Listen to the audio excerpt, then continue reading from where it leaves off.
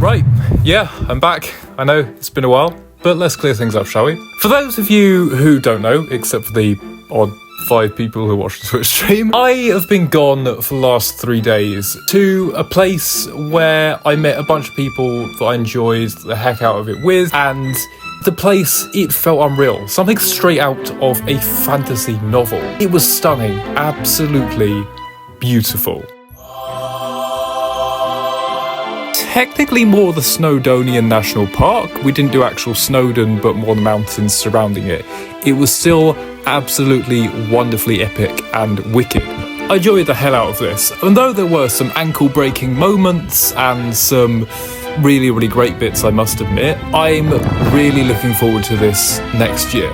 Things might change up a little bit, but the same kind of idea, and I'm possibly thinking about trying the 3 Peaks Challenge. But first, I'm packing now. Oh, it's taking so long though. Just to drop a little context, that is actually my dad, and he is one of the main reasons this whole thing actually happened. See, he's friends with a guy who pretty much does this every single weekend. Now, they don't have YouTube, but they do have Instagram, and they do some pretty wicked stuff. I'm pretty sure they've been all over, even outside the UK, just climbing mountain, doing hikes with groups and by themselves, and I would absolutely consider checking it out. But with that out of the way, we are ready to go, to get on the road and make our way to Wales. But then, yeah, the traffic hit and the roadworks. And so what was going to be a nice 5-ish hour drive up through Birmingham and then across to Wales actually ended up taking about 9 hours. We got there around 11 o'clock in the evening, and yeah, it is not the best driving on a windy mountain road in the dark while it's pouring down with rain. Luckily though, we did find a hostel, and it is one of the most beautiful things I've ever seen. It is right at the base of the valley of the Snowdonian Plains, and it is amazing to look at. Pretty much all we did that evening was unpack and go to sleep. Now, the one thing that I had noticed, there was no Wi-Fi. For the whole 3 days, we were completely disconnected from any kind of social media and the internet. I couldn't even listen to music. And then I got into bed and tried to take a selfie in the dark and ended up looking like a fucking Sith Lord.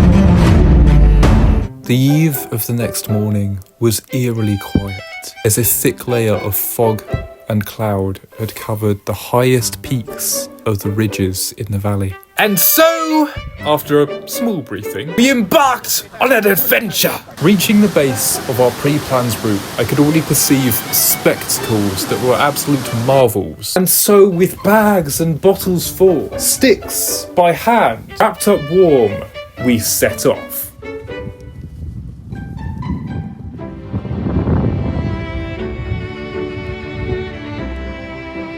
And well, yeah, you know, the first bit was actually alright. It was nice and flat, nice and calming, very easy to do, just getting into it, legs raking a tiny bit, and we found ourselves within the first, shall we say, half hour at the base of a truly wondrous mountain in a beautiful little valley with a lake at the bottom. But what stood before us?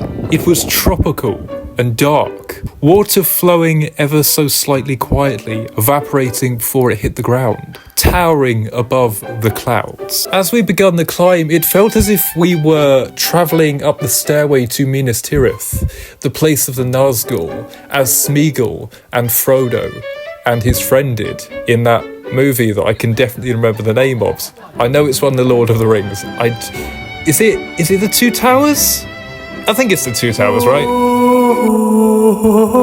One thing, however, I couldn't quite get my head around was whether the pathways were made more recently or were more ancient. Because obviously these mountains have been here for thousands of years, but the pathways look like they've been laid rather than worn down by many travellers over time. We even found bags at some point which had stones in, which looks like they were building a path.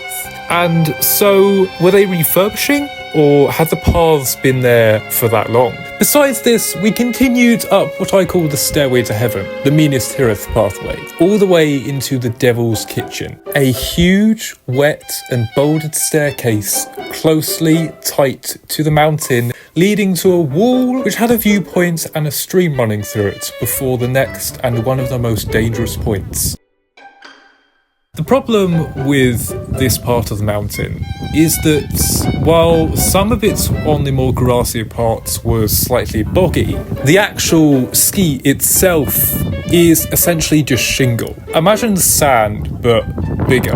Just a bunch and tons of loose rocks that could fall at any moment with the wrong footing. Now, with enough pressure, they could support one person, but two people on the same thing, yeah, you can have some problems. However, there was a positive to this. See, because of where we were, and because of there were so many small rocks smashed up into smaller pieces, I was actually able to find a lot of quartz on the way up, and I found some pretty damn pure ones as well. I want to get them tested to see how pure they really are at some point, but I think we can wait for that. The toughest challenge of doing this part of the mountain was that every time you thought you were at the top, there was another distance of what you'd done, because there was something I call the mist effect. Basically, we were in a cloud while we were climbing up this mountain. You couldn't see the top. That was essentially the idea. So you'd be looking up for 1 second, and then you look back and the mist would be gone. The cloud would have passed. And then you look back up and the cloud would be back. So the top of the mountain kept fading in and out of visibility. And so every time you thought you were at the top, it turns out you've got double length still to go. And this kind of happened in a lot of other places, especially while we were going down. You wouldn't be able to see anything. You blink, you look back, suddenly you can see everything that you've just climbed down. It's a really, really weird perspective trick, but one I might even use in videography and animations at some point. But finally, reaching the top of this treacherous but stunningly beautiful path, there were 3 peaks. See, these peaks were rather rock formations on top of the actual mountain itself. The only problem was they didn't have actual paths or ways to get up to them. So everybody had to take their backpacks off, and if they wanted to, use their climbing skills to get right to the top. For each of them, I obviously did.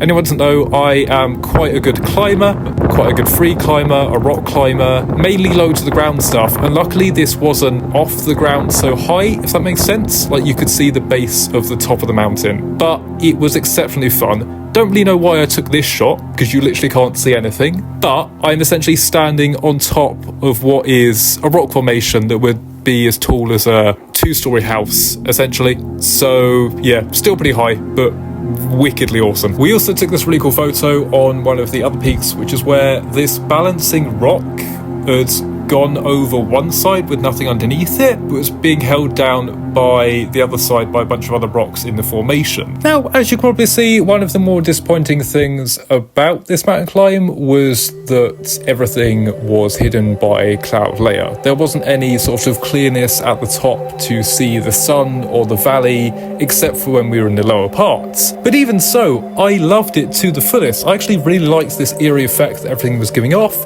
and this could 100% go towards concept art and coursework for uni, which, you know what? By the time this video goes out, I'm probably already working on some. And after stopping for a short lunch break and the final peak, we started to descend into what I can only describe as the Valley of Peace. If anyone's watched the Kung Fu Panda films, the first one where Po goes to train with Master Shifu, where Oogway discovers Kung Fu, it looked bewilderingly like that. It's almost like they'd gone to that place for the reference for the movie. It was amazing. There were pools of water along this mountain ridge that stretched far beyond what you could see. And then over to the left, there looked what to be only the Lonely Mountain. Just like Erebor from Lord of the Rings or The Hobbit, there was a lonely mountain in this valley between these 2 peaks.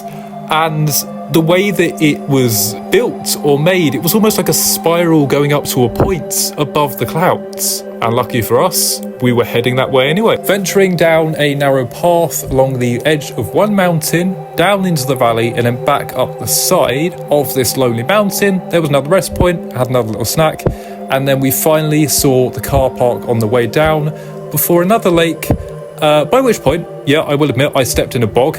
I went up to my knees. I was not expecting that, and now I know where to watch out.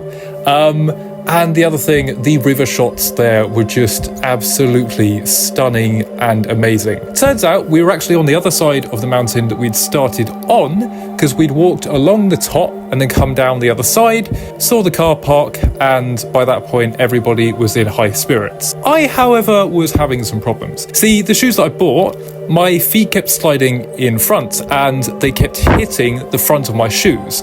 So by the time I got to the base of the mountain, I had massive, and I mean massive, bruises on the underside of my nails on my big toes. But after a night's sleep, we set off to Colwyn Bay. Now, what I did not expect to see there was something I found desirably interesting. The amount of jellyfish that were washed up on the beach lane was insanity. And the sizes of some of them, like, they were as big as a small child. Like, that is, like, huge. It's the biggest, like, jellyfish I've ever seen. In England as well. In the UK, that is the biggest jellyfish I have ever seen. They kind of reminded me of the creatures from Arrival, Abbott and Costello. But to be honest, that was pretty much it.